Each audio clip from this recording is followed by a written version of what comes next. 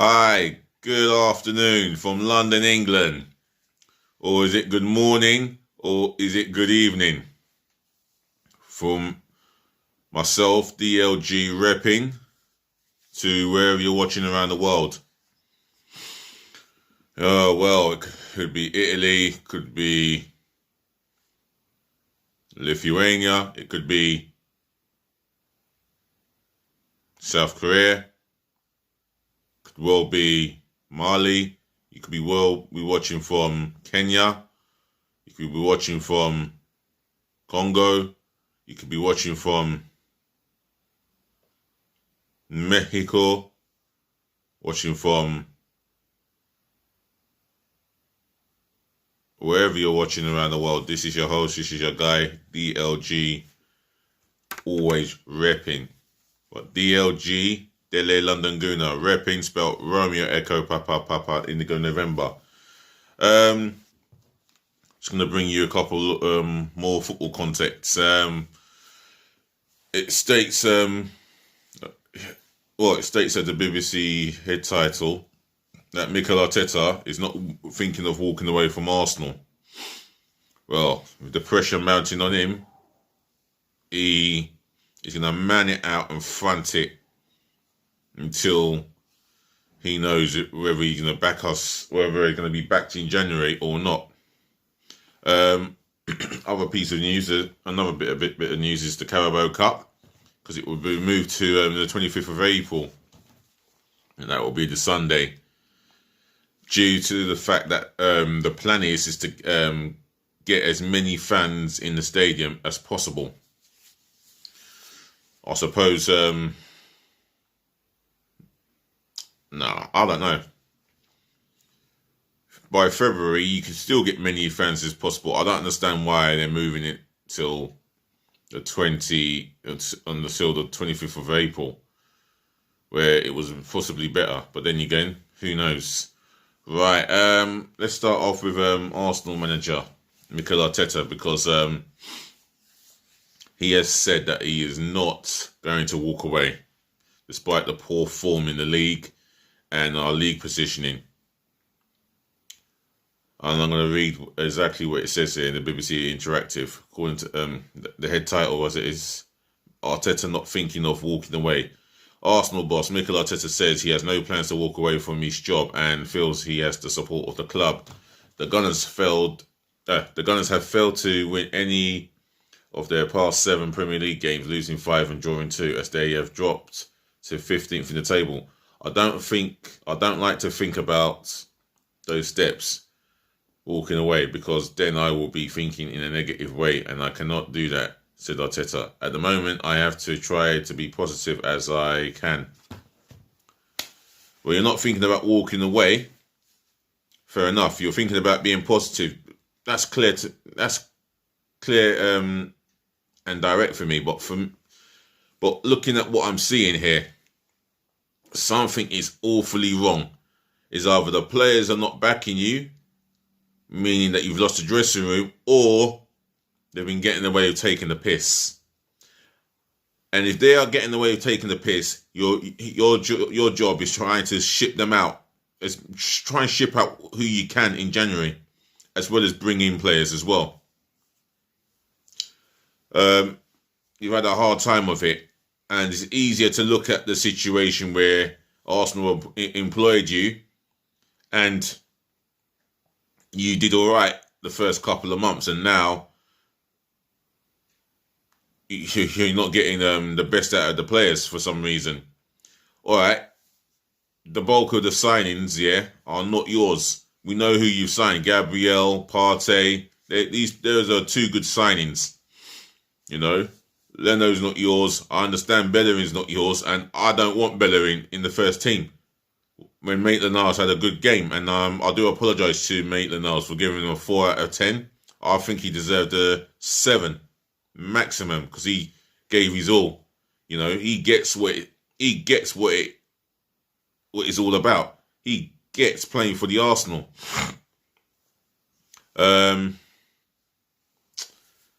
So I'll give an apology to Maitland-Niles, but with you, Arteta, you say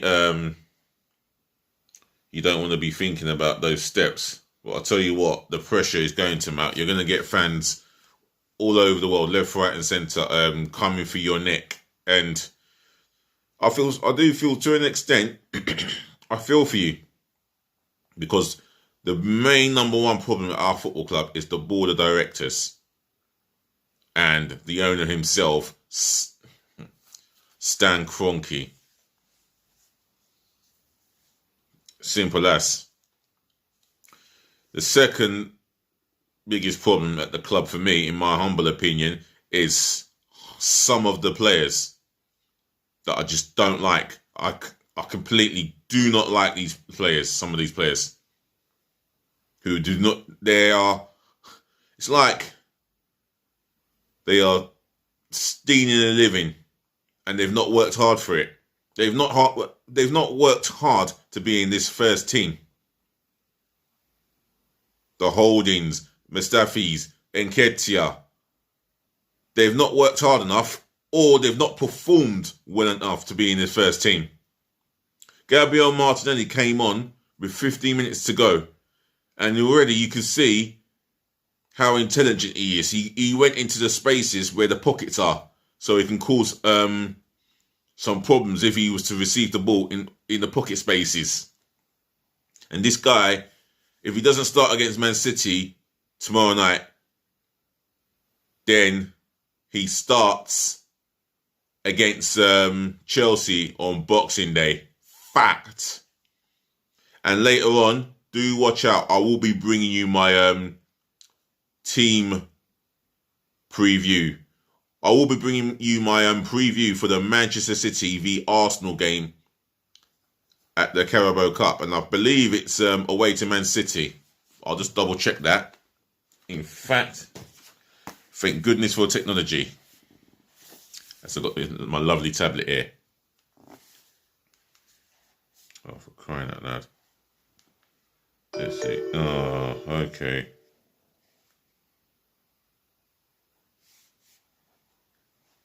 And I've currently seen the score, and it's 0-0 between Burnley and Wolves. So let's go to Sky Sports News for a moment on the app. Oh, for crying out loud. If you can get me. Right, fixtures. Just waiting for it to load. Still 0-0 between Burnley and Wolverhampton Wanderers. Oh, Carabao Cup. There you go. The first game is Brentford v Newcastle, and tomorrow night it's Arsenal v Manchester City at the Emirates. My bad. Yep, we're gonna have a game against Man City at the Emirates, and I am not confident. We are huge, fat underdogs. Simple as. But for me, the game against Man City, it's going to be of irrelevance for me. Even if we get past Man City, the bread and butter right now is the Premier League. We must do better in the Premier League. And that is the fact of it. So for me, I would like to say, that some of these players are just not good enough to be deserving of performing in the first team, because they've not performed. Holding, Mustafi, I mean, what makes me sick is the captain's armband's been tossed around like spin the bottle around. Who gets the captain's armband? Who gets a captain's armband this week? And it happens to be Holding, of all people. What's wrong with Tierney? Why couldn't he get one? He puts in leadership performances week in, week out, as far as I'm concerned. Holding does not put in an individual performances of his own week in, week out. Why did Holding get the captaincy? He was bang average yet again. You know? He's another one that needs to be shipped out of the door. Seriously. Just not good enough for what Arsenal require to challenge at the very high of the football pyramid. I'm not just singling him out. I've got Mustafi. We've got to put up with Bellerin. Hopefully not for long. Hopefully Maitland-Niles make sure he does not get his first team spot. Kolasinac, he was as good as gone, and somehow he is still an Arsenal employee. Xhaka should have been gone the moment he decided to disrespect Arsenal Football Club as a whole. El-Neni, sorry, nice guy, but just not competent enough. Eddie Nketiah, nice guy, but he's not getting the goals. For me, squad player. Lacazette, bench player, or we sell him. If he wants to, if he says that he wants to go, then he can go. I'm just being honest. Right. Moving on, the Carabao Cup final. Now, we know that this season's Carabao Cup final has been announced to be moved from end of February to Sunday the 25th of April. So I'm going to read the head title itself. Carabao Cup final moved to April. This season's Carabao Cup final has been rescheduled and will now take place on Sunday 25th of April. An English Football League statement said the decision to move the Wembley game from Sunday the 28th was taken with objective of having as many supporters in attendance as possible. I understand that, but we're nowhere near New Year's Eve, let alone the 28th of April. By the 28th of April, Boris could ease down the lockdown and allow a certain amount of fans into the stadium at a certain number of capacity. The number of fans permitted will depend on the government guidance in place at the time. I wouldn't bank on this current crop of government, today's current crop of government. Anyway, the competition continues this week with the quarterfinals being played. Well, that is just that's just the situation, the state of this country. Anyway, I've done my football context. I'm going to wrap this up and say, ladies to the gentlemen, to the boys, to the girls. Just clear my throat there. Thank you for listening. Thank you for watching. And thank you for putting up with me, yeah? And staying tuned. I will be back later on for my preview of Manchester City v Arsenal Carabao Cup quarter-final live on Sky Sports main event at the Emirates. So, yet again, if you've got an opinion or thoughts, leave it in the comment section below.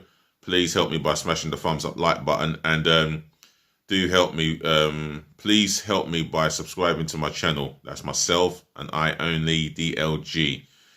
Let's get the thumbs up button smashed. But the main thing I would need is hell of a loads of subscribers, and maybe I'm not going to get 100 or 100 plus by the 25th, but let's aim for at least 100 to 150 plus subscribers by the 12th of next month, and let's keep this channel growing. And as I say, you help me by subscribing to my channel and smashing the thumbs up like button. I will help you by bringing you the latest football context as much and far as possible around the world.